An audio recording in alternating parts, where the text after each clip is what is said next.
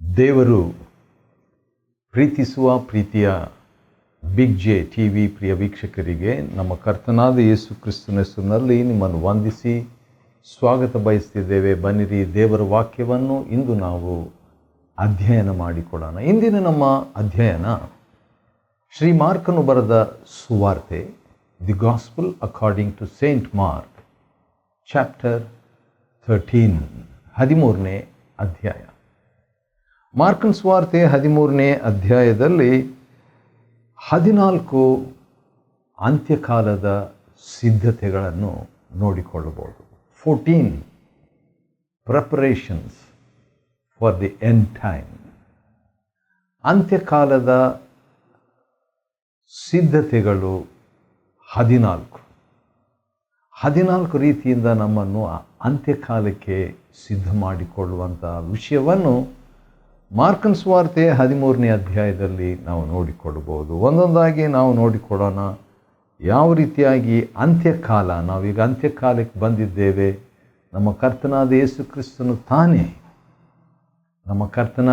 ಕ್ರಿಸ್ತನು ತಾನೇ ಈ ಅಂತ್ಯಕಾಲದ ಸಿದ್ಧತೆಗಳು 14 ನಮಗೋಸ್ಕರವಾಗಿ ಮುಂದಾಗಿ ಹೇಳಿದ್ದರ ದಾಖಲೆ ಮಾರ್ಕ 13ರಲ್ಲಿ ಇದೆ. ಮೊದಲನೇದಾಗಿ ದೇವಾಲಯದ ಹತ್ತಿರ ಬಂದು ಎಂಥ ಕಟ್ಟಡ, ಎಂಥ ಕಲ್ಲುಗಳು ಅಂತ ಹೇಳಿದಾಗ, ಯೇಸು ಸ್ವಾಮಿ ಇವುಗಳನ್ನೆಲ್ಲ ನೀವು ನೋಡ್ತಿದ್ದೀರಲ್ಲ, ಆ ಕಲ್ಲಿನ ಮೇಲೆ ಕಲ್ಲು ಉಳಿಯೋದಿಲ್ಲ, ಎಲ್ಲವೂ ಕೆಡವಲಾಗ್ತದೆ ಅಂತ ಹೇಳಿದಾಗ ಶಿಷ್ಯರು, ಅದರಲ್ಲಿ ಪೇತ್ರ, ಯಾಕೋಬ, ಯೋಹಾನ, ಅಂದ್ರಿಯ ಇವರು ಪ್ರತ್ಯೇಕವಾಗಿ ಯೇಸುವಿಗೆ ಇವೆಲ್ಲ ಯಾವಾಗ ಆಗುವುದು, ಇವೆಲ್ಲ ನೆರವೇರುವುದಕ್ಕೆ ಸೂಚನೆ ಏನು ಎಂಬುದಾಗಿ ಕೇಳಿದಾಗ ಅಂತ್ಯಕಾಲದ ಸೂಚನೆಗಳನ್ನು ಹೇಳ್ತಾರೆ. ಆ ಸೂಚನೆಗಳಲ್ಲಿ ನಾವು ಸಿದ್ಧತೆಗಳನ್ನು ತಗೊಳ್ಳೋಣ. We will take the preparations out of the science of the end time. 14 ಅಂತ್ಯಕಾಲದ ಯುಗಾಂತ್ಯದ ಸಿದ್ಧತೆಗಳು. ಮೊದಲನೇದಾಗಿ 5ನೇ ವಚನ, ಎಚ್ಚರಿಕೆಯಾಗಿರಿ.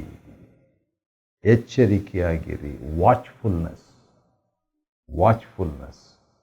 ಯಾಕೆ ಎಚ್ಚರಿಕೆಯಾಗಿರಬೇಕು? ಯಾಕಂತ ಹೇಳಿದರೆ ಮೋಸ, ವಂಚನೆ, ಆತ್ಮಿಕ ವಂಚನೆ ಬಹಳಷ್ಟು ಇರ್ತದೆ. ಯಾವ ರೀತಿಯಾಗಿ ವಂಚನೆ ಇರ್ತದೆ ಅಂದರೆ, ಅನೇಕರು ಬಂದು ಆತನ ಹೆಸರಿನಲ್ಲಿ ನಾನೇ ಕ್ರಿಸ್ತನು ಎಂದು ಹೇಳಿ ಅನೇಕರನ್ನು ಮೋಸಗೊಳಿಸುವಂಥ ವಂಚನೆ. ದೇವರು ನಮ್ಮನ್ನು ಇವುಗಳಿಂದ ಸಂರಕ್ಷಿಸಲಿ, ಕಾಪಾಡಲಿ. ವಂಚಕರಿಂದ, ಸುಳ್ಳು ಪ್ರವಾದಿಗಳಿಂದ, ನಾನೇ ಕ್ರಿಸ್ತನೆಂದು ಹೇಳಿಕೊಳ್ಳುವವರಿಂದ ದೇವರು ನಮ್ಮನ್ನು ಕಾಪಾಡಲಿ. ಅಷ್ಟೇ ಅಲ್ಲ, ಇನ್ನೊಂದು ಮಾತು ಕೂಡ ಹೇಳ್ತೀನಿ, ಅದು ಆಶ್ಚರ್ಯ ನಮಗೆ ಅನಿಸ್ಬೋದು. ನಾವೇ ಆ ವಂಚಕರಾಗಿ, ಸುಳ್ಳು ಪ್ರವಾದಿಗಳಾಗಿ ಇರದಂತೆ ಕೂಡ ದೇವರು ನಮಗೆ ಸಹಾಯ ಮಾಡಲಿ.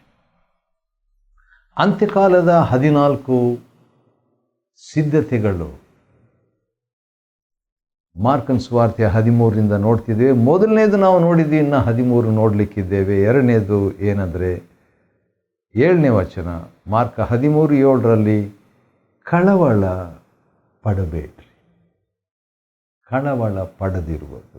ಡೋಂಟ್ ಬಿ ಅಲಾರ್ಮ್ಡ್ ಅಂದರೆ ಕಳವಳ ಪಡಬೇಡ್ರಿ. ಇದು ಕ್ರಿಸ್ತನ ಅಥವಾ ಅಂತ್ಯಕಾಲದ ಒಂದು ಸಿದ್ಧತೆಯಾಗಿ ಉಳಿತದೆ. Second preparation for the end time. ಯಾಕೆ ನಾವು ಕಳವಳ ಪಡಬಾರ್ದು ಅಂತ ಹೇಳಿದರೆ, ಯುದ್ಧಗಳ ವಿಷಯವಾಗಿ ಮತ್ತು ಯುದ್ಧಗಳ ಸುದ್ದಿಗಳ ವಿಷಯವಾಗಿ ನಾವು ಕೇಳುವಾಗ ಕಳವಳ ಪಡುವ ಸಾಧ್ಯತೆ. ಇಸ್ರಾಯೇಲ್ ಯುದ್ಧ, ಇರಾನು, ಇರಾಕು ಮತ್ತು ಬೇರೆ ಬೇರೆ ರಾಷ್ಟ್ರಗಳ ಯುದ್ಧ ಕೇಳಿಸಿಕೊಳ್ಳುವಾಗ ಒಂದು ವೇಳೆ ಕಳವಳ ಬರುವ ಸಾಧ್ಯತೆ, ಆದ ಕಾರಣ ಕಳವಳ ಪಡಬೇಡ್ರಿ ಎಂಬುದಾಗಿ ಹೇಳುವಾಗ ಅದು ನಮ್ಮ ಅಂತ್ಯಕಾಲಕ್ಕೆ ಸಿದ್ಧತೆಯಾಗಿ ಉಳಿತದೆ. ಮೊದಲನೇದಾಗಿ ಅಂತ್ಯಕಾಲದ ಸಿದ್ಧತೆ ಎಚ್ಚರಿಕೆಯಾಗಿರೋದು, ಎರಡನೇದು ಕಳವಳ ಪಡದಿರುವುದು, ಮೂರನೇದಾಗಿ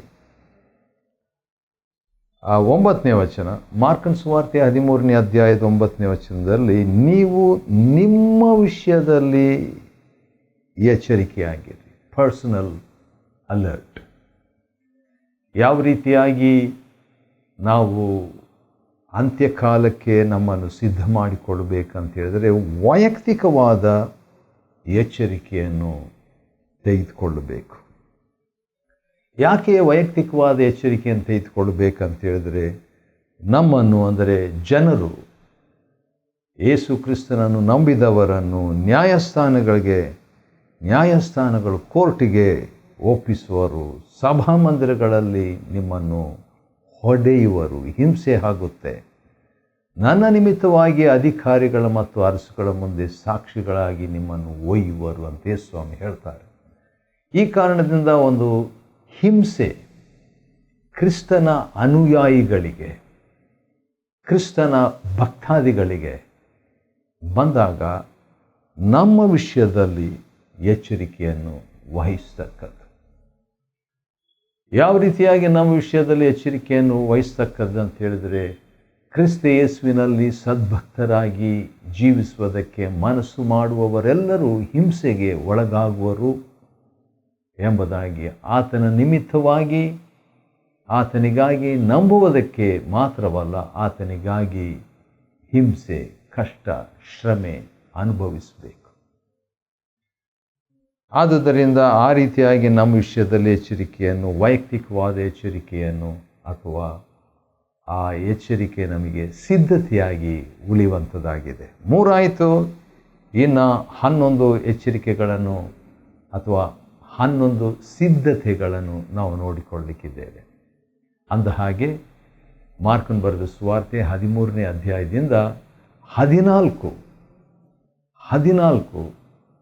ಅಂತ್ಯಕಾಲದ ಸಿದ್ಧತೆಗಳನ್ನು ನಮ್ಮ ಕರ್ತನಾದ ಯೇಸು ಕ್ರಿಸ್ತನು ಮುಂದಾಗಿ ಹೇಳಿದ್ದನ್ನು ನಾವು ಅಧ್ಯಯನ ಮಾಡಿಕೊಳ್ತಿದ್ದೇವೆ. 4ನೇದಾಗಿ ಯಾವ ರೀತಿಯಾಗಿ ಅಂತ್ಯಕಾಲಕ್ಕೆ ನಮ್ಮನ್ನು ಸಿದ್ಧ ಮಾಡಿಕೊಳ್ಳಬೇಕು ಎಂಬುದಾಗಿ ನೋಡುವಾಗ ಮಾರ್ಕ 13:10ನೇ ವಚನದಲ್ಲಿ, ಸುವಾರ್ತೆಯು ಮೊದಲು ಎಲ್ಲ ಜನಾಂಗಗಳಲ್ಲಿ ಸಾರುವುದು ಅಗತ್ಯವಿದೆ ಎಂಬುದಾಗಿ ಕರ್ತನು ಹೇಳಿದ್ದರಲ್ಲಿ ನಾವು 4ನೇ ಸಿದ್ಧತೆ ಏನಂತ ಹೇಳಿದರೆ ಸುವಾರ್ತೆಯನ್ನು ಸಾರುವವರಾಗಿರಬೇಕು.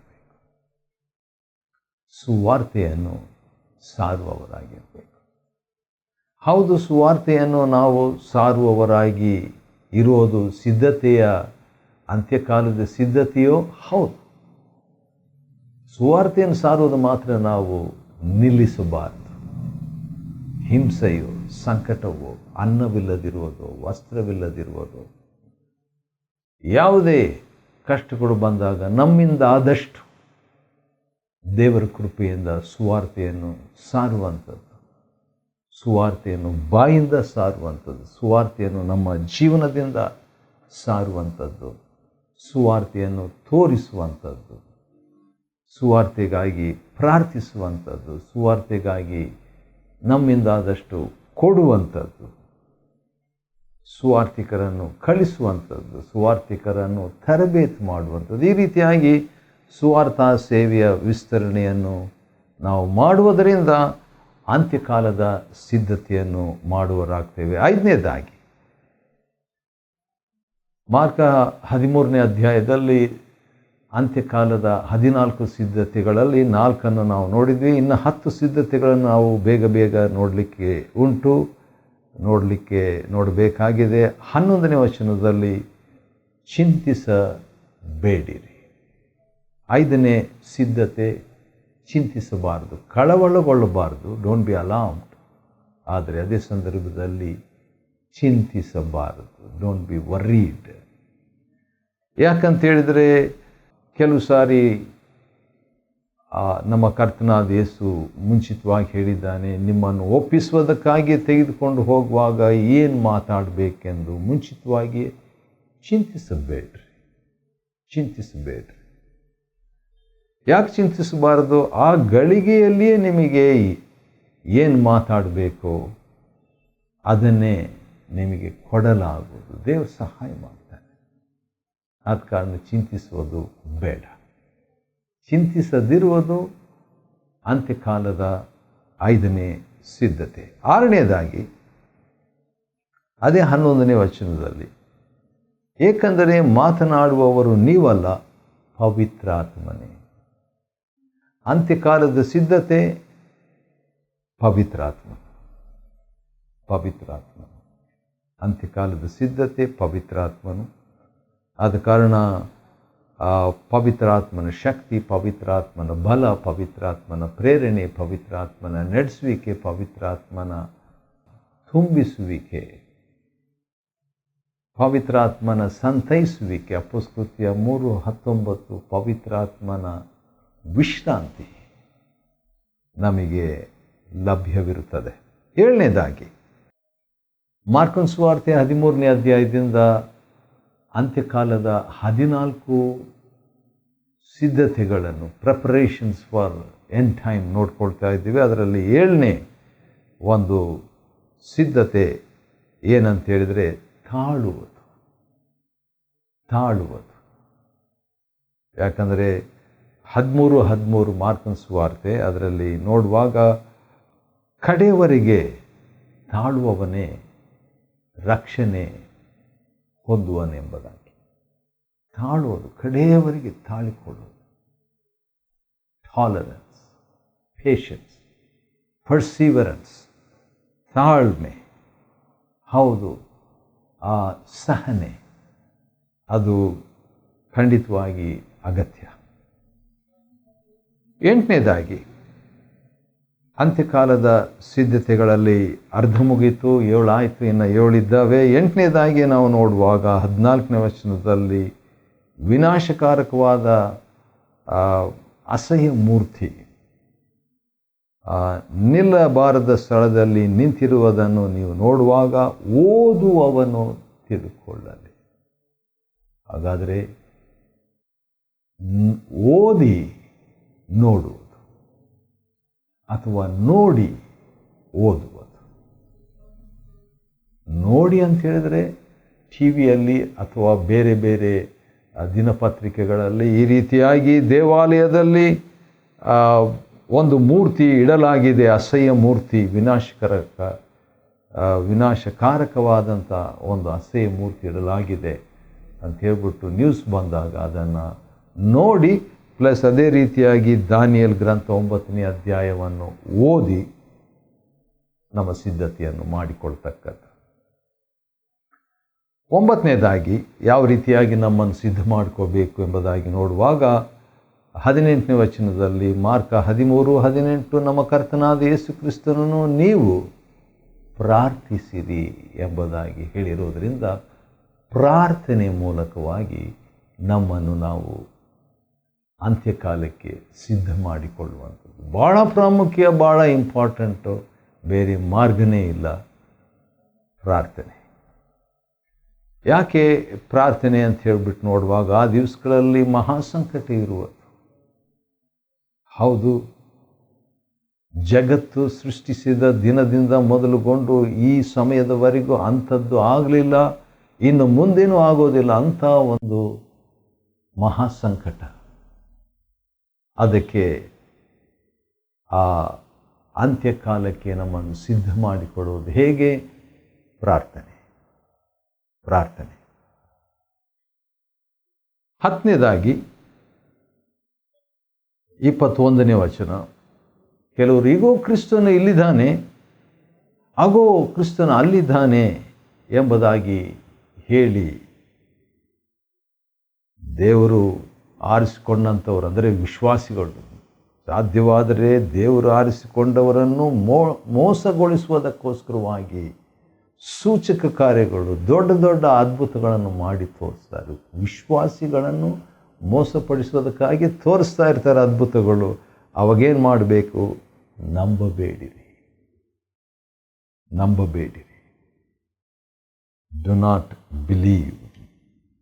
ಅಂತ್ಯಕಾಲದ ಒಂದು ಸಿದ್ಧತೆಗಳು, ಕೆಲವು ವಿಷಯಗಳನ್ನು ನಾವು ನಂಬಬಾರದು.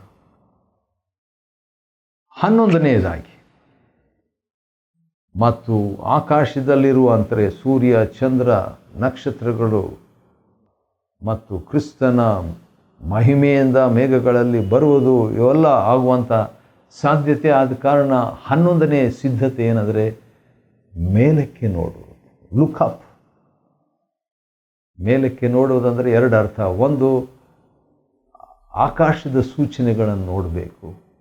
ಎರಡನೇದು, ಮೇಘಗಳಲ್ಲಿ 26ನೇ ವಚನ, ಮನುಷ್ಯಪುತ್ರನು ಬಹುಶಕ್ತಿಯಿಂದಲೂ ಮಹಿಮೆಯಿಂದಲೂ ಮೇಘಗಳಲ್ಲಿ ಬರುವುದನ್ನು ನೋಡುವರು. Look up. ಅದು ಕೂಡ ಸಿದ್ಧತೆ, ಅದು ನಿರೀಕ್ಷೆಯನ್ನು ಸೂಚಿಸ್ತದೆ. 28ನೇ ವಚನ, ಮಾರ್ಕನ ಸುವಾರ್ತೆ 13ನೇ ಅಧ್ಯಾಯದ 28ನೇ ವಚನದಲ್ಲಿ 12ನೇ ಸಿದ್ಧತೆ, ಅಂತ್ಯಕಾಲದ ಸಿದ್ಧತೆ ಇದೆ. ಅದೇನಂತ ಹೇಳಿದರೆ, ಅಂಜೂರದ ಮರದ ದೃಷ್ಟಾಂತದಿಂದ ಕಲಿಯುವುದು. ಅಂಜೂರದ ಮರ ಅಂತ ಹೇಳಿದರೆ ಇಸ್ರಾಯೇಲ್. 1948ನೇ ವರ್ಷ ಮೇ ತಿಂಗಳು ಇಸ್ರಾಯೇಲ್ ಅಂಜೂರದ ಮರ ಚಿಗುರಿತು. ಆದ್ದರಿಂದ ಅದರ ರೆಂಬೆ ಇನ್ನೂ ಎಳೆಯದಾಗಿದ್ದು ಎಲೆಗಳನ್ನು ಬಿಡುವಾಗ ಬೇಸಿಗೆ ಹತ್ತಿರವಾಯಿತು ಅಂತ ತಿಳ್ಕೊಳ್ತೀವಲ್ಲ, ಅದೇ ಪ್ರಕಾರ ಇವೆಲ್ಲ ಆಗುವಾಗ ಇಸ್ರಾಯೇಲ್ ಒಂದು ದೇಶವಾಗಿ ಆದಂದಿನಿಂದ ಮನುಷ್ಯಪುತ್ರನು ಬಾಗಿಲ ಹತ್ತಿರದಲ್ಲೇ ಇದ್ದಾನೆ ಎಂಬುದಾಗಿ. ಆದ ಕಾರಣ ಭೂಮಿ ಆಕಾಶ ನಾಶವಾದರೂ ನನ್ನ ಮಾತುಗಳು ಅಳಿದು ಹೋಗುವುದಿಲ್ಲ ಅಂತ ಹೇಳುವಾಗ ನಿಶ್ಚಯ ಆತನ ವಾಕ್ಯದಿಂದ ನಿಶ್ಚಯವನ್ನು ಪಡ್ಕೊಳ್ಳುವುದು. ಕೊನೆಯದಾಗಿ 37ನೇ ವಚನ 13ನೇ ಅಧ್ಯಾಯ, ನಿಮಗೆ ಹೇಳುವುದನ್ನು ನಾನು ಎಲ್ಲರಿಗೂ ಹೇಳುತ್ತೇನೆ. ಅವ್ರಿಗಷ್ಟೇ ಅಲ್ಲ ಹೇಳಿದ್ದು, ಶಿಷ್ಯರಿಗೆ ನಮಗೂ ಆತನು ಹೇಳಿದ್ದಾನಂತ ಅದನ್ನು ಅನ್ವಯ ಮಾಡಿಕೊಳ್ಬೇಕು. ಇಲ್ಲದಿದ್ದರೆ ಇದು ಈ ಶಿಷ್ಯರಿಗೆ ಮಾತ್ರ, ಯಹೂದ್ಯರಿಗೆ ಮಾತ್ರ ಅಂತ ನಾವು ತಿಳ್ಕೊಳ್ಬಾರ್ದು. ಸರಿ, ಮಾರ್ಕನ ಬರೆದ ಸುವಾರ್ತೆ 13ನೇ ಅಧ್ಯಾಯವನ್ನು ಅಧ್ಯಯನ ಮಾಡಿಕೊಳ್ಳುವಂತೆ ದೇವರು ಕೊಟ್ಟ ಕೃಪೆಗಾಗಿ ಆತನಿಗೆ ಸ್ತೋತ್ರವಾಗಲಿ. ದೇವರು ನಿಮ್ಮನ್ನು ಆಶೀರ್ವದಿಸಲಿ.